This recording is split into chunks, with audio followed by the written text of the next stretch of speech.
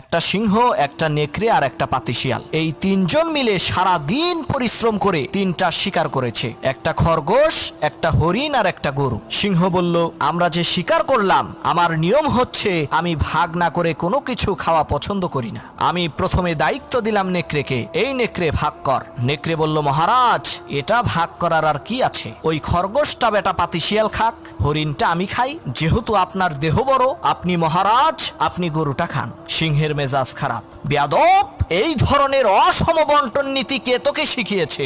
এক থাপ্পড় মেরেছে, নেকড়ের কল্লা 50 হাত দূরে যেয়ে পড়ছে। এবার সিংহ শিয়ালকে বলছে, এই শিয়াল ভাগ কর বেটা। শিয়াল কয়, মহারাজ এর মধ্যে ভাগ করার কিছু নাই, আপনি ব্রেকফাস্ট করবেন খরগোশ দিয়ে, লাঞ্চ করবেন হরিণ দিয়ে, আর ডিনার করবেন গাভী দিয়ে। মহারাজ খুব খুশি। হে রে শিয়াল রে, এত ইনসাফ ভিত্তিক বন্টন নীতি কে তোকে শেখালো রে? শিয়াল বলে, কিছুক্ষণ আগে যে কল্লা দিয়ে গেছে